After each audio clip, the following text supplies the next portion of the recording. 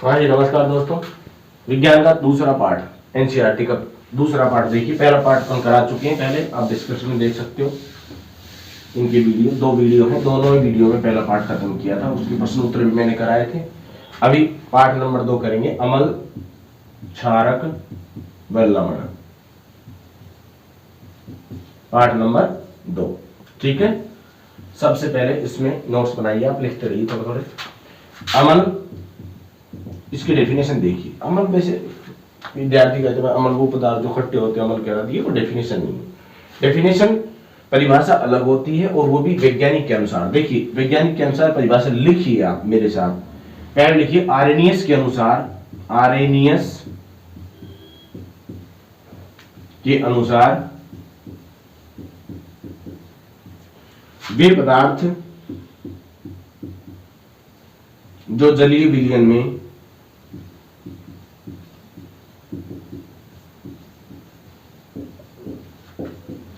H positive ion देते हैं, H positive ion देते हैं, अमल कहलाते हैं।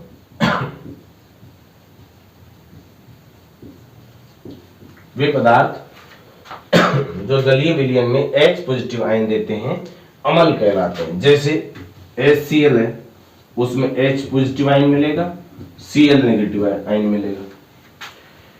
इसके अलावा H2SO4 है, H2SO4 है, ये भी अमल है, H पॉजिटिव आयन मिलेगा और SO4 2 नेगेटिव आयन मिलेगा। ये नेगेटिव आयन है, ये पॉजिटिव, अर्थात जिसमें H पॉजिटिव आयन आता है वो आर्रेनियस के अनुसार वो क्या कहलाता है, अमल कहलाता है। वो पदार्थ जो जलीय विलयन में H पॉजिटिव आयन देते हैं अम्ल कहलाते हैं, ठीक है। और अब आता है अपना क्षार। तो क्षार सुनिए, इसी के दूसरे साइड में लिखिए क्षार। आर्रेनियस के अनुसार वे पदार्थ जो जलीय विलयन में OH नेगेटिव आयन देते हैं, क्या OH नेगेटिव आयन देते हैं, क्षार कहलाते हैं। आर्रेनियस के अनुसार वे पदार्थ जो जलीय विलयन में OH नेगेटिव आयन देते हैं क्षारक कहलाते हैं। समझ गए? उसमें क्या मिल रहा था, अमल में क्या मिल रहा था, H पॉजिटिव आयन मिला था, क्षारक में क्या मिल रहा है, OH नेगेटिव आयन मिल रहा है। जैसे NaOH, सोडियम हाइड्रोक्साइड, क्या है, सोडियम हाइड्रोक्साइड। तो इसको आप गर्म करोगे तो नहीं, सॉरी, जलीय विलयन में डालोगे तो Na पॉजिटिव मिलेगा, OH नेगेटिव मिलेगा, ठीक है। MgOH का whole twice, milk of magnesia, milk of magnesia, इसको अगर आप जलीय विलयन में डालोगे तो Mg2 पॉजिटिव मिलता है आपको और OH1 नेगेटिव मिलता है। अर्थात जिसमें OH नेगेटिव आयन मिलता है, जिसके जलीय विलयन में OH नेगेटिव आयन मिलता है वो क्या कहलाता है, आर्रेनियस के अनुसार क्षारक कहलाता है। और जिसके जलीय विलयन में H पॉजिटिव आयन होता है वो क्या कहलाता है, अम्ल कहलाता है। जैसे HCl अम्ल है, H2SO4 अम्ल है, HNO3 नाइट्रिक अम्ल है, ये एसिड्स हैं, ठीक है। और बेस क्या है भैया, NaOH बेस है, MgOH का होल ट्वाइस बेस है, ठीक है, CaOH का होल ट्वाइस ये भी बेस है। जिसमें OH आ रहा है वो बेस है, क्षारक है, जिसमें H पॉजिटिव आ रहा है वो अम्ल है, ठीक है। अब आपका आता है अम्लों के जो है भौतिक गुण। पहले तो हम भौतिक गुण समझ लेते हैं, उसके बाद हम रासायनिक गुणों पर चर्चा करेंगे। सबसे पहले अम्लों के भौतिक गुण, भौतिक मतलब फिजिकल, जो हमें दिखाई देते हैं उन्हें भौतिक गुण कहते हैं। आपका जो है अम्ल है उसके भौतिक गुण, हेडिंग डालिए आप, अम्लों के भौतिक गुण। नंबर 1, आप इस चैनल पर पहली बार आए हो तो इस चैनल को लाइक कर दे और शेयर कर दे और सब्सक्राइब कर दे। और आपको ये सब्जेक्ट कुछ भी समझ में नहीं आ रहा है तो आप डिस्क्रिप्शन में जरूर लिख के दें हमको, हम आपको ऑनलाइन लेके या आपके नंबर दे दें, इसमें डिस्क्रिप्शन में आप मैसेज भेज सकते हो, कमेंट कर सकते हो, तो हम उसका सुधार करेंगे, ठीक है दोस्तों। धन्यवाद। और रेगुलर ऐसे ही आती रहेगी आपकी ये दोनों सब्जेक्ट, मैथ और साइंस का दोनों सब्जेक्ट आते रहेंगे, ठीक है दोस्तों। कंप्लीट कोर्स करो, कंप्लीट कोर्स होगा आपका। अम्लों के भौतिक गुण। अम्लों के भौतिक गुण, हेडिंग डालिए, नंबर 1 लिखिए, अम्ल स्वाद में खट्टे होते हैं। कैसे होते हैं, खट्टे होते हैं। नंबर 2, अम्ल नीले लिटमस पत्र को, नीले लिटमस पत्र को लाल बना देते हैं।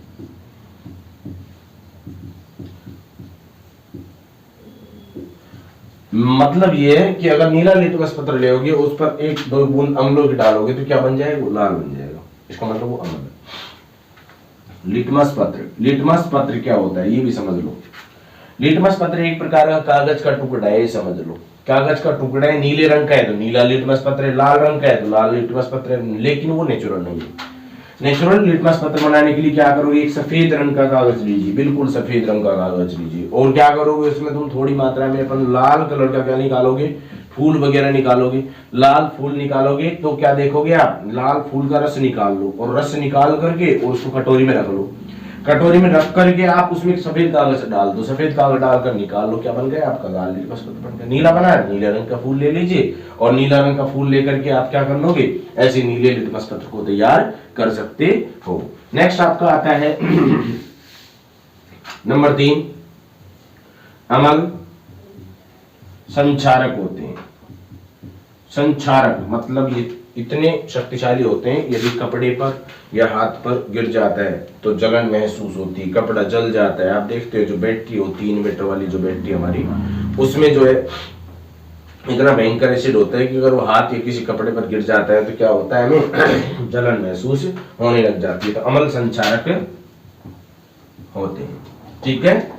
नंबर 4 आता है अपना, अम्लों की जो पीएच है, अम्लों की पीएच 7 से कम होती है, 7 से कम होती है। ठीक है। अम्लों की पीएच 7 से कम होती है। पीएच स्केल होता है, इसी वीडियो में भी बताऊंगा थोड़ी देर बाद में। पीएच क्या होता है, पीएच स्केल क्या होता है, ये 0 से 14 तक होती है, और बीच में 7 होता है। 7 से कम होता है वो अम्ल होते हैं, 7 से ज्यादा होता है वो क्षारक होते हैं, और 7 होते हैं वो न्यूट्रल होते हैं, उदासीन होते हैं। इसके बारे में अलग से टॉपिक है, इसके बारे में चर्चा करेंगे। ये अम्लों के भाई भौतिक गुण हैं, जो अम्ल हैं हमारे, उनके भौतिक गुण आपके सामने लिखे गए हैं। ठीक है। इसी प्रकार से हम क्षारकों के भौतिक गुण देखेंगे दोस्तों।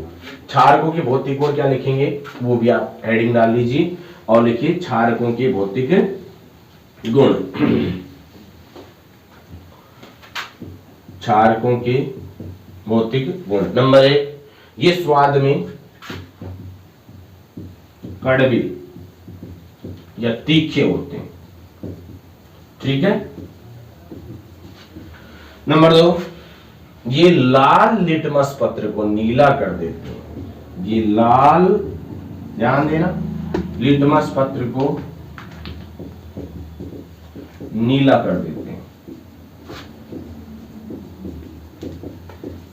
देखिए अब जो अमल था वो नीले लिटमस पत्र को लाल बना दे रहा था, जो क्षारक है वो लाल लिटमस पत्र को नीला बना दे रहा है। तो इसमें कंफ्यूजन मत होना, उल्टा कर दिया तो फिर भैंस पानी में जाएगी। तो इसको आप याद करने की ट्रिक देख लीजिए। आप अनिल कपूर और छालनी देवी, ये देखिए, अनिल कपूर, छालनी देवी। अ का मतलब अमल, नी का मतलब नीला, ल का मतलब लाल।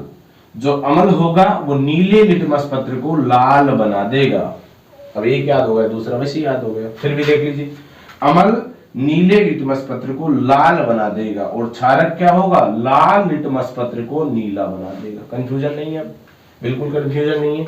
अमल होगा वो नीले लिटमस पत्र को लाल बनाएगा, क्षारक होगा वो लाल लिटमस पत्र को नीला बना देगा। तो इसमें उल्टा करने की जरूरत नहीं है, कंफ्यूजन भी होने की बिल्कुल आपको आवश्यकता नहीं है। जिसमें क्या लिखा हुआ है, ये जो क्षारक होते हैं ये लाल लिटमस पत्र को क्या बना देते हैं, नीला बना देते हैं। नंबर 3 आते हैं, इनकी पीएच 7 से अधिक होती है, 7 से अधिक होती है। ठीक है बच्चों। और नंबर 4 है, ये संचारक नहीं होते हैं। ये अमल तो संचारक होते थे, लेकिन ये संचारक नहीं होते हैं। देखो साबुन बनाने में काम लेते हैं, तो अगर संचारक होते तो हाथ खराब कर देते, इसलिए ये संचारक नहीं होते हैं। ये तो थे अपने अम्लों के जो है भौतिक गुण। ठीक है। सॉरी, क्षारों के भौतिक गुण। अम्लों के भौतिक गुण मैंने पहले आपको लिखवाए, ये क्षारकों के भौतिक गुण थे। अब इसके अलावा 2 छोटे छोटे टॉपिक्स आते हैं, 2 और हैं, वो देख लीजिएगा। सूचक, क्वेश्चन आ सकता है सूचक के बारे में।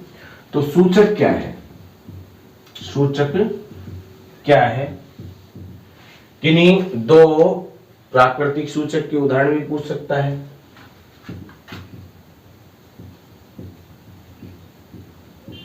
और कृत्रिम के बारे में पूछ सकता है, कृत्रिम सूचक। ठीक है, तो भी सूचक क्या है, वे पदार्थ जो अम्ल व क्षार की सूचना देते हैं, वे पदार्थ जो अम्ल व क्षार की सूचना देते हैं सूचक कहलाते हैं। ये प्राकृतिक भी हो सकते हैं, कृत्रिम भी हो सकता है। प्राकृतिक में अगर पूछे तो आप लिख देना लौंग का तेल, लिटमस पत्र, ठीक है। इसके अलावा प्याज भी दे सकते हो आप एग्जाम्पल में, लहसुन भी दे सकते हो, ठीक है। ये प्राकृतिक सूचक के उदाहरण है। कृत्रिम सूचक में आपके आता है, कृत्रिम सूचक में दो सूचक होते हैं। नंबर 1 मेथिल ऑरेंज,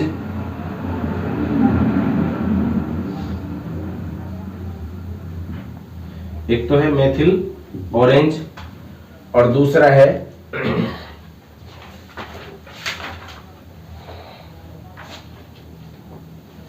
फिनोफ्थलीन, दूसरा है फिनोफ्थलीन। ये छपे छपाए सवाल आपको मिल सकते हैं बोर्ड में कि सूचक किसे कहते हैं, किन्हीं दो प्राकृतिक सूचकों के उदाहरण दीजिए। प्रश्न नंबर 2, सूचक किसे कहते हैं, किन्हीं दो कृत्रिम सूचकों के उदाहरण दीजिए। ये मिल सकता है आपको। इसको सितारा बिंदु डालिए, स्टार पॉइंट बना करके आपकी नोटबुक में डालिए। तो कृत्रिम सूचक कौन कौन से, मेथिल ऑरेंज और फिनोफ्थलीन। प्राकृतिक सूचक कौन कौन से, लौंग का तेल है, लिटमस पेपर है, प्याज है, ठीक है, लहसुन है। इस प्रकार से ये किसका उदाहरण है, प्राकृतिक सूचकों के उदाहरण है। अभी हेडिंग डालिए आप, अम्लों के रासायनिक गुण। क्या हेडिंग डालोगे, अम्लों के रासायनिक गुण।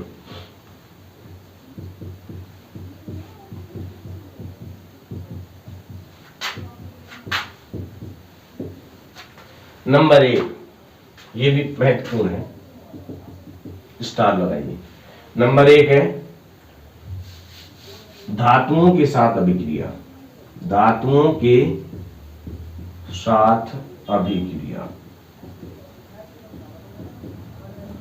अम्ल होते हैं वो धातुओं के साथ अभिक्रिया करके, अम्ल होते हैं वो धातुओं के साथ अभिक्रिया करके हाइड्रोजन गैस देते हैं। कौन सी गैस देते हैं, हाइड्रोजन गैस देते हैं। अम्ल है वो धातुओं के साथ अभिक्रिया करके हाइड्रोजन गैस देते हैं। Zn प्लस H2SO4, Zn धातु है भाई, H2SO4 अम्ल है, H आ रहा है इसमें देख लो। तो ये अभिक्रिया करेगा तो ZnSO4 बनाएगा और प्लस H2 गैस मुक्त हो जाएगी, ठीक है। अब देखो, वैसे अगर उदाहरण देखते हो तो ये डिस्प्लेसमेंट अभिक्रिया का उदाहरण भी जो पहले चैप्टर में मैंने पढ़ाया था, विस्थापन अभिक्रिया, इसमें विस्थापन अभिक्रिया में भी जिंक ज्यादा शक्तिशाली हाइड्रोजन से, अर्थात जिंक है हाइड्रोजन की जगह आ जाएगा, जिंक सल्फेट बनेगा और हाइड्रोजन गैस मुक्त हो जाएगी। इसके अलावा आप अन्य उदाहरण भी ले सकते हो, Na plus HCl reaction NaCl plus H2। मतलब ये है जितनी भी जो अम्ल हैं वो धातुओं के साथ अभिक्रिया करके हाइड्रोजन गैस को देंगे ही देंगे।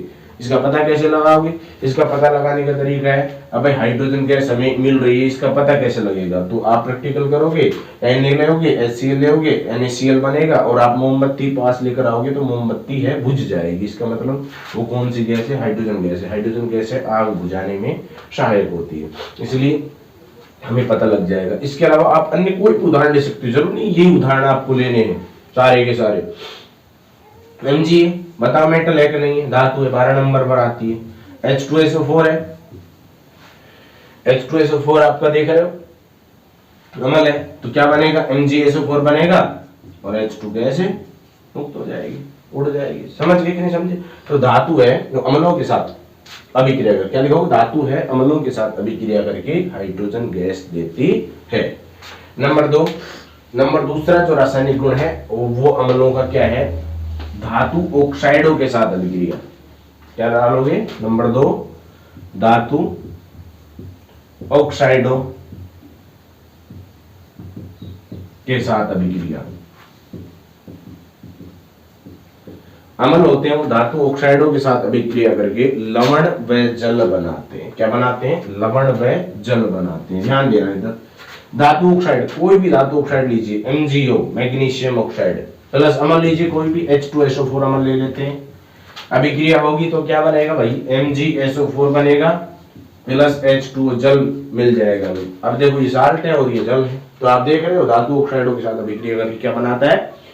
जल बना रहा है।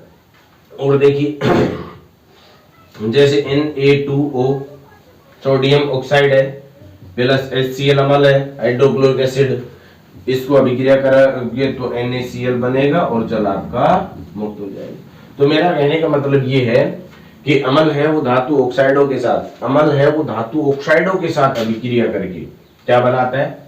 लवण में जल बनाता है। समझ में आया कि नहीं आया? धातु ऑक्साइडों के साथ है आपका जो अम्ल है, कोई भी अम्ल है वो अभिक्रिया करके क्या बनाता है? जल बनाता है। ठीक है। नंबर 3 है अम्ल व क्षारकों की आपस में अगर क्रिया हो जाए तो क्या होगा? देखो क्षारों से अभिक्रिया, रासायनिक अम्लों के रासायनिक गुण लिख रहे हैं तो अम्लों की क्षारकों से अभिक्रिया। नंबर 3 क्या है? क्षारकों से अभिक्रिया, बेस से रिएक्शन। तो भाई लिख लो इसमें, अम्ल है वो क्षारकों से अभिक्रिया करके लवण व जल बनाते हैं। इसे उदासीनीकरण, क्या? उदासीनीकरण, उदासीनीकरण अभिक्रिया कहते हैं। क्या कहोगे? उदासीनीकरण अभिक्रिया कहते हैं। अभिक्रिया का उदाहरण देखिए, NaOH क्षार है भाई, देखो OH आ रहा है कि नहीं आ रहा है बताओ, HCl अम्ल है, H आ रहा है, रिएक्शन होगी NaCl बनेगा और क्या बनेगा आपको? H2O बनेगा। ठीक है। तो ये कौन सी अभिक्रिया का उदाहरण हो गया? आपका उदासीनी अभिक्रिया का उदाहरण हो चुका है। तो अम्ल है वो क्षारकों के साथ अभिक्रिया करके, अम्ल है वो क्षारकों के साथ अभिक्रिया करके, देखिए ये क्षार है आपका, ये अम्ल है, अभिक्रिया करके क्या बनाएगा? मैग्नीशियम सल्फेट बनाएगा और क्या बनाएगा? जल बनाएगा। अर्थात मेरा मतलब ये है कि अम्ल है वो क्षारकों के साथ अभिक्रिया करके लवण व जल बनाते हैं और इस अभिक्रिया को उदासीनीकरण अभिक्रिया, न्यूट्रलाइजेशन रिएक्शन कहते हैं। समझ गए? इस अभिक्रिया को आप कहोगे न्यूट्रलाइजेशन, उदासीनीकरण अभिक्रिया कहते हैं। नंबर 4 चौथा पॉइंट डालिए, धातु कार्बोनेट से क्रिया। अम्ल है वो धातु कार्बोनेटों से अभिक्रिया, अम्ल है वो धातु कार्बोनेटों से क्रिया करके क्या देते हैं? देखिए अम्ल, अपन कोई भी अम्ल ले सकते हैं, H2SO4 अम्ल है, ठीक है, प्लस धातु कार्बोनेट, धातु कार्बोनेट अगर लेते हैं हम तो ये लेते हैं CaCO3। बताओ धातु कार्बोनेट है कि नहीं? जरूर नहीं ये लेना आप, H2SO4 प्लस MgCO3, ये भी तो धातु कार्बोनेट है। देखो दोनों ही अभिक्रिया देख लीजिए, ये अम्ल है वो धातु कार्बोनेट से क्रिया करके क्या बनाएगी? CaSO4 कैल्शियम सल्फेट बनाएगी, CO2 बनाएगी, जल बनाएगी। अर्थात हमें मुख्य उत्पाद क्या मिलेगा? Carbon dioxide gas. देखिए अब क्या लिखोगे आप? अम्ल है वो धातु कार्बोनेटों के साथ अभिक्रिया करके लवण व कार्बन डाइऑक्साइड गैस देते हैं और साथ ही साथ क्या दे रहे हैं? जल भी दे रहे हैं। इसमें भी ऐसा ही होगा, देखिए MgSO4 है प्लस CO2 है और प्लस H2O है। ठीक है, तो अम्ल है, अम्ल देखिए और ले लीजिए, अम्ल है धातु कार्बोनेट से अभिक्रिया, जितने भी धातु कार्बोनेट होते हैं सब धातु कार्बोनेट है। और दूसरा देखिए ये भी धातु कार्बोनेट है Na2CO3। ठीक है, देखते हो आप सोडियम कार्बोनेट है। तो जितने भी धातु कार्बोनेट है उससे अम्ल है अभिक्रिया करके क्या देते हैं? कार्बन डाइऑक्साइड और जल और लवण देते हैं। तो क्या बनेगा अपना? NaCl बनेगा प्लस CO2 बनेगा प्लस क्या बनेगा? H2O बनेगा। देखिए दो चीजें आपको विशेष ध्यान रखनी है, कार्बन डाइऑक्साइड गैस मिल रही है, जल मिल रहा है और लवण तो मिलेगा। ठीक है, तो आप चौथा पॉइंट क्या लिखोगे कि धातु कार्बोनेटों के साथ अभिक्रिया करके क्या देते हैं? अम्ल है वो धातु कार्बोनेटों से अभिक्रिया करके कौन सी गैस देते हैं? कार्बन डाइऑक्साइड गैस देते हैं। नंबर 5वां गुण और लिख लीजिए, क्या चल रहे हैं अपने ये? अम्लों के भौतिक, अम्लों के रासायनिक गुण। ठीक है, भौतिक गुण तो पहले ही करा दिए थे मैंने। अब नंबर 5वां लिखिए, धातु कार्बोनेटों की जगह धातु बाइकार्बोनेट से क्या लिखोगे, धातु बाइकार्बोनेटों से अभिक्रिया। तो अम्ल होते हैं धातु बाइकार्बोनेट से अभिक्रिया करके वही कार्बन डाइऑक्साइड, लवण और जल देते हैं। देखिए H2SO4 अम्ल है, धातु बाइकार्बोनेट NaHCO3 ये धातु बाइकार्बोनेट। बाई शब्द देखो, बाई कब लगता है, जब H आ जाता है बीच में। इसको सोडियम हाइड्रोजन कार्बोनेट भी बोलते हैं और सोडियम बाइकार्बोनेट भी बोलते हैं, क्योंकि HCO3 1 नेगेटिव ये बाइकार्बोनेट का आयन होता है। ठीक है, तो क्या बनेगा अपना भाई, NaCl Na2SO4 बनेगा प्लस CO2 बनेगा प्लस H2 बनेगा। ठीक है, तो अम्ल होते हैं वो धातु कार्बोनेट से अभिक्रिया करके भी लवण, जल और कार्बन डाइऑक्साइड गैस देते हैं, और अम्ल होते हैं वो धातु बाइकार्बोनेट से अभिक्रिया करके भी जो है कार्बन डाइऑक्साइड और जल देते हैं। समझ में आ गया। एक अति महत्वपूर्ण क्वेश्चन नोट डाल के लिखिए इसको। और ये तो अपने अम्लों के जो है रासायनिक गुण हो गए। सुनिए दोबारा से एक बार रिवीजन करा देता हूँ, क्विक रिवीजन देखिए। सबसे पहले हमने पढ़ा अम्ल, अम्ल की परिभाषा, क्षार, क्षार की परिभाषा, अम्लों के भौतिक गुण पढ़ा, क्षारों के भौतिक गुण पढ़ा, लिखवाया मैंने। अब क्षार अम्लों के जो है रासायनिक गुण पढ़ रहे हो, और रासायनिक गुण में 5 रासायनिक गुण आप पढ़ चुके हो। सॉरी। इसके अलावा आप अभिक्रियाएं सीखी। इसके बाद एक अति महत्वपूर्ण क्वेश्चन क्या आता है, जो पेपर में आता है, स्टार बिंदु, सितारा बिंदु बनाकर लिखिए इसको।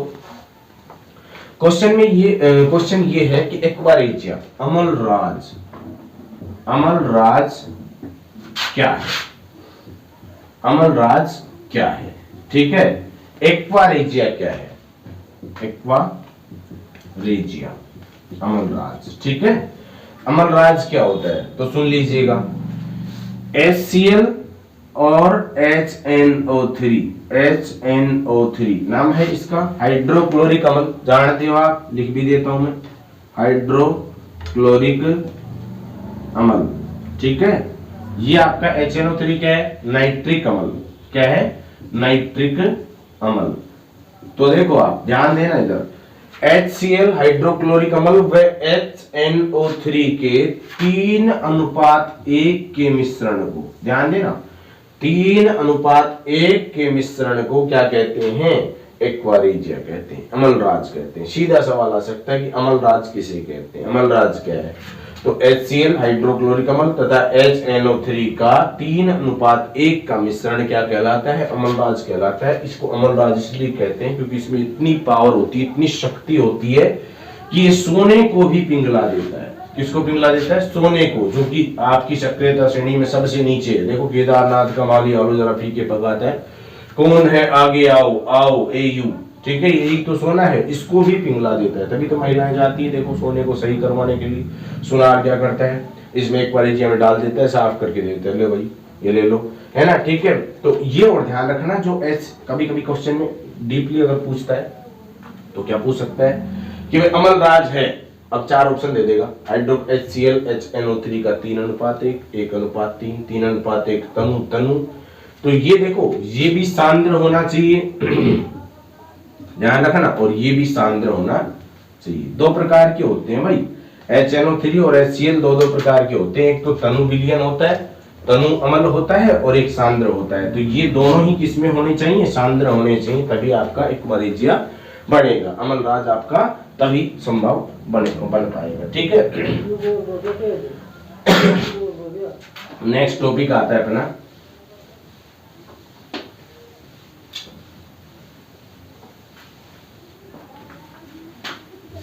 PH scale, pH scale. ठीक है, इसको और देख लीजिए, पीएच स्केल, पीएच किसे कहते हैं भाई, हाइड्रोजन आयन के ऋणात्मक लघुगणक को पीएच कहते हैं। क्या कहते हैं, हाइड्रोजन आयन के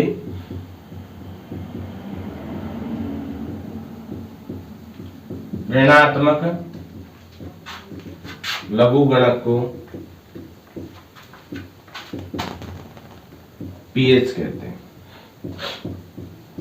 ठीक है बच्चों, हाइड्रोजन आयन के ऋणात्मक लघुगणक को पीएच कहते हैं। और पीएच स्केल क्या होता है भाई, ये पीएच स्केल एक इस प्रकार का होता है जिसमें जो है 7 बीच में होता है, और 0 यहाँ और 14 यहाँ। ठीक है, जिसकी भी पीएच है वो 7 से कम है, समझ लो क्या है, अम्ल है। क्या है, अम्ल है। और जिसकी भी पीएच 7 से अधिक है वो क्या है, क्षारक। ठीक है, और 14 तक होता है, 14 से ज्यादा होता नहीं।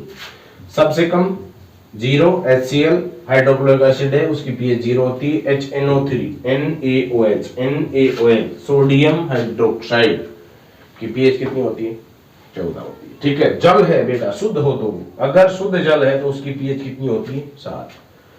शुद्ध जल अपनी बैटरी में डालते हैं ना, ये जल भी शुद्ध होता है, इसकी भी पीएच अपन नापते हैं तो कितनी आती है, 7 आती है। अब जैसे जैसे बेटा 7 से कम पीएच आती जाती है वैसे वैसे अम्लता बढ़ती जाती है, अम्लता बढ़ती जाती है। और जैसे जैसे 7 से अधिक और जाते हैं तो क्षारकता बढ़ती जाती है, इसकी भी क्षारकता बढ़ती चली जाती है। अब आप देखते हो तो क्या देखोगे कि 7, 8, 9, 10, 11, 12, 13 और 14। ठीक है, 6, 5, 4, 3, 2, 1। ठीक है, अब यहां तक अगर देखते हो आप 4 से और जिसकी 7 के बीच पीएच है उसे कहते हैं दुर्बल क्षार। क्या कहते हैं उसे, दुर्बल क्षार। ठीक है, और जिसकी पीएच 0 से और 3 के बीच है उसे प्रबल क्षार कहते हैं, प्रबल क्षार उसको कहते हैं। ऐसे ही अगर इधर 11 और 7 के बीच में है तो पीएच उसे क्या कहेंगे, दुर्बल, ये दुर्बल अम्ल है, ये दुर्बल क्षार कहलाएगा। 7 और 11 के बीच, दोबारा से देखिए, 4 और 7 के बीच दुर्बल अम्ल, और भैया 0 और 4 के बीच प्रबल अम्ल। ठीक है, इसके बाद में 7 से 11 के बीच दुर्बल क्षार और 11 से 14 के बीच में प्रबल क्षार। ठीक है, ये आपकी पीएच स्केल होता है। पीएच होता क्या है, इसका दैनिक जीवन में क्या उपयोग है, इसके बारे में भी हम चर्चा करने वाले हैं। इससे पहले क्वेश्चन लिखिए, अम्ल वर्षा। अम्ल वर्षा किसे कहते हैं, आप इसका आंसर लिखिए। अम्ल वर्षा किसे कहते हैं, ऐसी वर्षा, देखिए आंसर देखिए, ऐसी वर्षा जिसके पानी की पीएच का मान 5.4 से कम होता है। क्या, 5.4 से कम होता है उसे क्या कहते हैं, अम्ल वर्षा कहते हैं। अम्ल वर्षा है ना, ये भाई वनस्पति को भी, पेड़ पौधे को भी, जीव जंतुओं को भी, जलीय जीव को भी, मकान को भी, है ना, विशेषकर ताजमहल को भी ये नुकसान पहुंचाती, इसलिए इसे क्या कहते हैं, संगमरमर का कैंसर कहते हैं, पत्थर का कैंसर कहलाता है, पत्थर का कैंसर। ठीक है, क्योंकि ये क्या कर रहा है, अपने जो ताजमहल है उसका रंग को पीला कर रहा है, आप देख रहे हो उसका रंग को पीला कर रहा है। अम्ल वर्षा होती क्यों है, जो एटमॉस्फेयर में जो गैसें हैं बेटा प्रदूषण करते हैं, उस प्रदूषण के दौरान वो गैसें ऊपर चली जाती है और जो वर्षा होती है तो पानी में मिलकर के नीचे आ जाती है, इसे क्या कहेंगे अपन, अम्ल वर्षा कहेंगे। ठीक है, नेक्स्ट अब आता है आपका, हाँ जी, इसके बाद में टॉपिक आएगा अपना पीएच का दैनिक जीवन में महत्व। ये पीएच का दैनिक जीवन में महत्व है और कुछ जो है महत्वपूर्ण लवण है उनका उपयोग पढ़ेंगे आप, वो नेक्स्ट वीडियो में देखेंगे। इसके लिए आप इतना ही, आज के लिए इतना ही। वीडियो को लाइक करें, सब्सक्राइब करें, पसंद आया हो तो दिल से लाइक करें। Thank you.